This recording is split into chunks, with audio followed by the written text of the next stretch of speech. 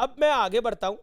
आपकी सरकार चाह रही है कि, क्योंकि प्रधानमंत्री मोदी ने बोला, और जब बहुत समय पहले चुनावों के दौरान उन्होंने हमारे साथ भी साक्षात्कार किया था, तब भी उन्होंने वन इलेक्शन और वन नेशन और वन इलेक्शन की बात करी थी।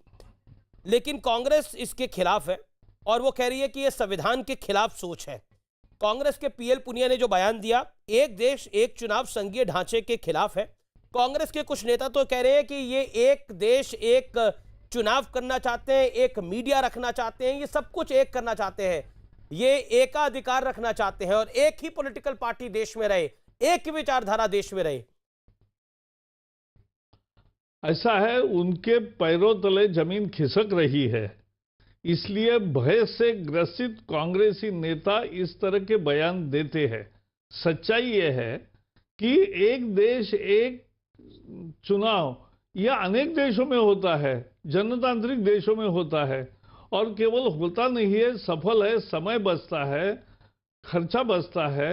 और मोदी जी ने कहा शुरुआत एक लिस्ट से करें कि आदमी तो वही है, तो ग्राम पंचायत और जिला परिषद के लिए अलग वोटिंग का, नगर निगम के लिए अलग वोटिंग लिस्ट, फिर विधानसभा के लिए अलग वोटिंग लिस्ट, विधानसभा लोकसभा के लिए अलग, और बाकी चुनाव के लिए अलग।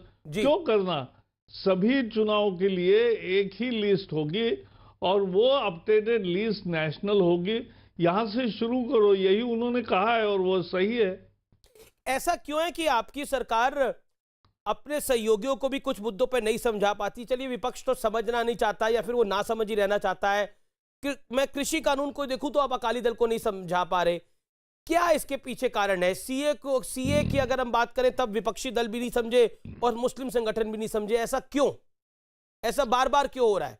और अब वन नेशन वन इलेक्शन की बात करें तब भी आ रहा है।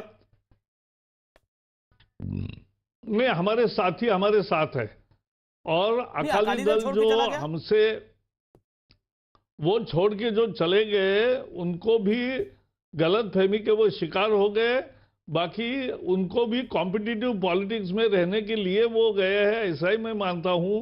लेकिन सच्चाई ये है कि किसान, इसकी कॉन्ट्रैक्ट फार्मिंग तो पहले पंजाब में शुरू हुआ, और कॉन्ट्रैक्ट फार्मिंग जिन्होंने लाभ लिया उनको लाभ हुआ। तो जो उस समय मांग कम थी क्योंकि कानून नहीं था, अब कानून है तो मर्जी है किसान की, भूमि किसान की रहेगी, वो कभी भी कॉन्ट्रैक्ट से बाहर आ सकता है, और इसलिए इससे ज्यादा बेहतर कानून किसान के हित में हो नहीं सकता। तो वो समझाते हैं, देखो किसी भी गठबंधन में अलग अलग पार्टियां है, एक मिनट, अलग पार्टियां है तो अलग अलग राय होगी ना, तो अलग राय में हमारा एक दूसरे के साथ तालमेल बना रहता है। प्रकाश जी, अगर अकाली दल नहीं मान रहा और आपका सहयोगी दल आपको छोड़ के जा रहा है, तो कहीं ना कहीं आपके समझाने में भी कमी रह गई होगी। आपसे मेरा तात्पर्य आपकी सरकार से है। नहीं, इसलिए है कि ये देखो अलग अलग पार्टियां क्यों बनी है जी। हर एक पार्टी का कुछ न कुछ अपना एक विचार होता है, और वो वहां के कार्यशैली की भी एक अलग बात होती है। तो ये एक ही विचार सबको समझेगा, तुरंत समझेगा और तुरंत एग्री होंगे, ऐसा नहीं होता। एक आध विषय पर मतभेद रह सकता है, उसमें क्या है। जी, मैं बढ़ता हूं आगे, और अब मैं एक ऐसे मुद्दे की बात करता हूं जो इस समय देश के लिए, टेलीविजन इंडस्ट्री के लिए बहुत बड़ा है। हाल ही में आपने आईएमसी के नए सेशन की ओरिएंटेशन प्रोग्राम में आपने कहा कि 50,000 घरों में टीआरपी मीटर से 22 करोड़ लोगों की राय को नहीं मापा जा सकता। पत्रकारिता एक जिम्मेदारी है, ना कि लोगों को गुमराह करने का उपकरण। मैं बिल्कुल आपसे एग्री करता हूं। आखिर सरकार की टीआरपी को लेकर, क्योंकि यह विवाद बहुत बड़ा हुआ, इस पर क्या सोचा जावड़ेकर जी? नहीं, पहले तो टीआरपी ये ब्रॉडकास्टर्स और एडवर्टाइजर्स, ये दो स्टेक होल्डर है जिनको एडवर्टाइजमेंट देना है।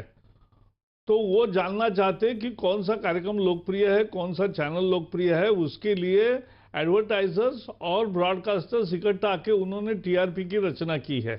सरकार ने तो समर्थन दिया उसको, लेकिन सरकार की परमिशन से ही और मान्यता से वो चल रहा है।